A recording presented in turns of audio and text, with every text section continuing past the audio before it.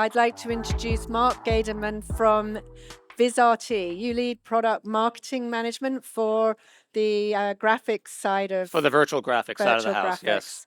So we're having this conversation. It's interesting to bring a little bit of the broadcast side of things. Like Vizrt is a pioneer in live motion graphics, live broadcast graphics. And I'm thinking, like, let's start with the rise of the game engine. How has that impacted what you guys do, or has it? It certainly has. So Vizrt and virtual production, we go back about 25 years. In fact, our first customer was in Vizrt's own backyard in Norway, that being TV2 Norway. And it's true, game engines have been embraced by many tier one broadcasters globally.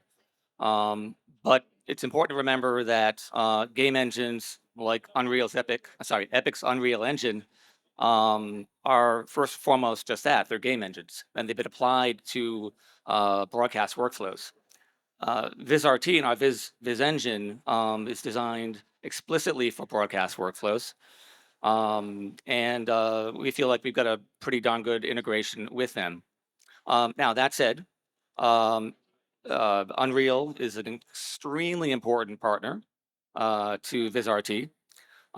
Whenever Epic releases their own next version of the Unreal Engine, much as they did recently with the Unreal Engine 5.2, Vizrt is in lockstep with their own corresponding version of Viz Engine.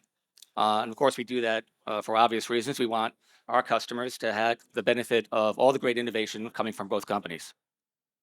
Fantastic. And so just to make sure I understand, so Vizrt is integrated with or built on top of Unreal? Yeah, so we're deeply integrated with them. We like to say, and we really do believe, we work hard on it, put a lot of R&D investment into it, that we believe we have one of the most seamless, tightly integrated workflows with the Unreal Engine.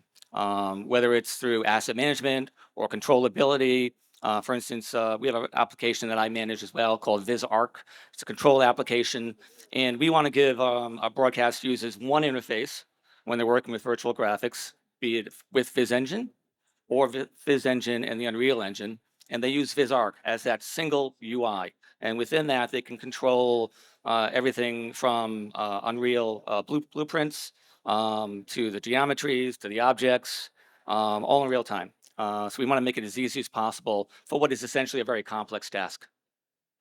Great. And are you able to talk about any specific projects that you guys have been working on? Yeah, so it's the political season, right? You guys heard about this election coming up next year. So back in last November, I had the opportunity to go to New York City and spent a better part of the day and very late into the night at many of our broadcast networks that are customers for Vizrt. One customer in particular sticks out, that being CBS News. CBS News, they wanted to go, videos playing. I might ask you to play that again. I'm talking way too slowly. So CBS News, they wanted to do something that way beyond what they've done in the past with respect to virtual sets. As news broadcasters like to say, an election is their version of the Super Bowl, right? There's a lot of eyeballs on it. There's a lot on the line. And so they really wanted to do something special. CBS used, if you don't mind, would you mind playing that video again? CBS used Viz Engine 5 and Unreal Engine 5 to create what's essentially an AR modular virtual set. And they did that so that they could play back in real time all the election results within those virtual graphics. You'll see them again here. They'll be right here in front of the main desk, the anchor desk, right there. Yeah, CBS really made my day when they gave us direct feedback during the election as we're backstage watching what's going on, saying that they were getting as realistic virtual graphics out of the Viz engine as they were out of the Unreal Engine, which for us is high praise, right? Because we really do look at Unreal with, solid eyes. But what really took the storytelling for CBS to new heights was when they decided to put you'll see it here in a second again, right here, a massive AR graphic right in the middle of Times Square in the form of an election results board. And they did that right on top of the Paramount CBS building. And what was great for us, we felt, was that AR graphic you saw there, that election results board, was designed and executed solely within Viz Engine. So that's us. God bless Unreal, but that's us. We're very happy about that. Thank you. Congratulations. Sounds like a great project to have been involved in. Yes. So we should, in full disclosure, say that VizRT and Z by HP, we are OEM partners. Yes. Which meaning that people very often, when they buy VizRT software, they're buying a complete system that includes the hardware. So I'm wondering if you could just talk a little bit about the kind of hardware needs VizRT has, like how do you choose what hardware to put with your software? Sure. And as you probably guessed by now, we'll be talking a lot about Viz Engine, and for us, it always begins and ends with Viz Engine. Viz Engine, just kind of give the marketing spiel here. So it's we like to think of it as the most powerful compositing 3D real-time renderer and video playout platform. And the HP Z4 and Z8, G4s, and very soon the G5, that forms the backbone, really, of Viz Engine, right? We could not do what we're doing without HP. We love HP, particularly that platform, the Z series, because it's a very cost-effective, high-performance platform, and it's got fantastic reliability. And I'm guessing because we're talking live broadcast graphics, then the graphics cards are important part of the power behind it. So kind of how far up the stack do you go? Are you talking about 6,000s or? So as far as the GPUs go, we're very tightly integrated with NVIDIA. We are currently using, I'll talk about it here, I think coming up. We're currently starting to deploy the NVIDIA RTX 6000 Ada generation of that GPU. And it's going to allow us to do some extraordinary things. The next generation of Viz Engine, you want to be in Viz Engine 5. If we have any customers out here, if you're on Viz Engine 3 and Viz Engine 4, it's time to move along.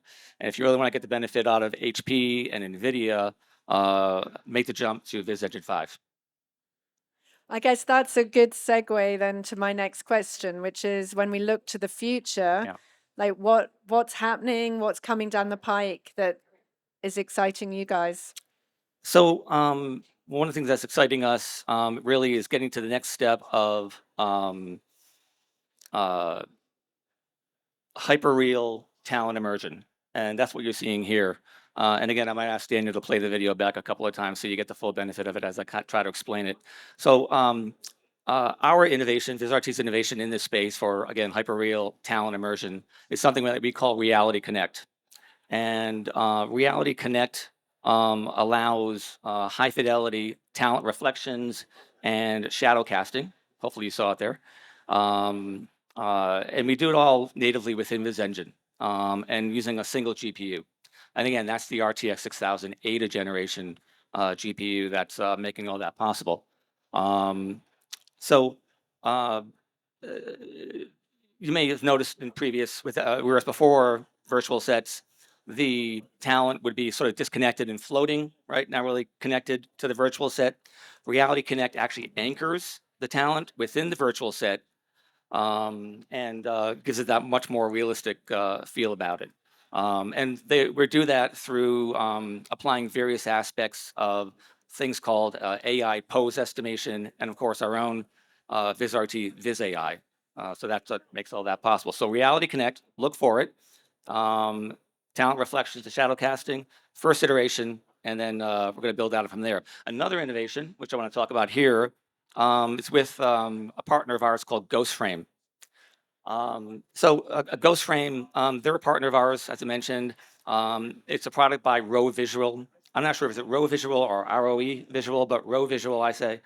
What GhostFrame does is it enables 4 content feeds directly into a LED volume. And each of those feeds can be individually captured by a camera. So the talent can interact with an AR object without the hazard of a virtual collision. They can look at the video wall for markers or teleprompter cues. And all of that is hidden from the viewer, right? So the user decides which of those 4 feeds are going to be visible to the presenter and the production crew, and then which are going to be visible only to the viewer via the broadcast feed. And that opens up all kinds of possibilities because the problem in the past has been the lack of a preview with the virtual set. This solves it. So we're very happy to work with GhostFrame on that, and that's another innovation. And a little tie-in then, because this is a ROE LED volume that we're in right now. Is it? It is. Fantastic. That's why I felt at home. Excellent. That's why you felt at home. You could just Yes. feel it, I couldn't can. you? I Yes. can. The global illumination behind me was just wonderful. Exactly. Okay, so my last question to you is, it's an interesting one for us at Z by HP, because we see a lot of workflows moving to the cloud. Broadcasters more and more are embracing cloud-based workflows. And I'm curious, sort of with switchers, audios, cameras, graphics, some workflows going to the cloud, but one workflow that really doesn't seem to, it's very much rooted in local compute. And I point to our Z6s over here driving the LED volume. Do you think virtual studios will ever go to the cloud? So I asked this question to our product management team, and currently we don't have any one customer knocking on VizRT's door saying, "Hey, we want to do virtual sets in the cloud." We do have many customers though that are expressing interest down the road to, how would they integrate or rather put a virtual set in the cloud. The problem has been uh, syncing the tracking data within the cloud environment. But it turns out that if you embed the tracking data within an NDI stream connected to the camera source, then it is possible. And you may not know it, but how many of you have heard of NDI? Anyone? NDI? Yeah. Okay, cool. Few people. Thank you. NDI is actually part of VizRT Group. And we recently announced that NDI 5.5 does support that syncing, that embedding of the tracking data within the NDI stream. So we're ready. We just need a customer to say, we want to do it, and we'll take it from there.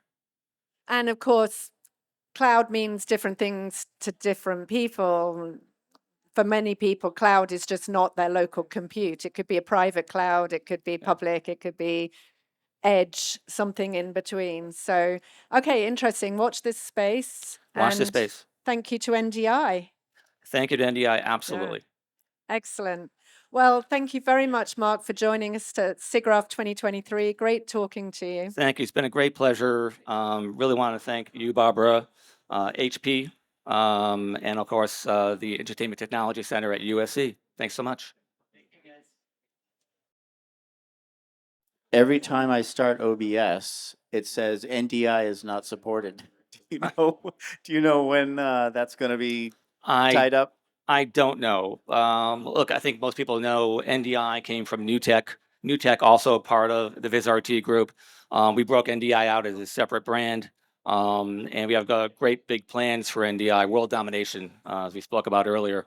NDI started in the Pro AV space, very successful, right? But with VizRT now having NDI in its portfolio for the last 4 years, quite a lot of R&D investment has gone into it to make it broadcast stable, broadcast ready. I'll always be challenged, and we always are. I'm a former broadcast engineer, as well as being a former news producer, try to marry those two things together. But I've done that in my career. And there's always a broadcast engineer that will take a scope, the NDI stream, and say, aha, look, it's dropping a frame right here. We're working on that. The great thing about NDI is it's extremely low latency.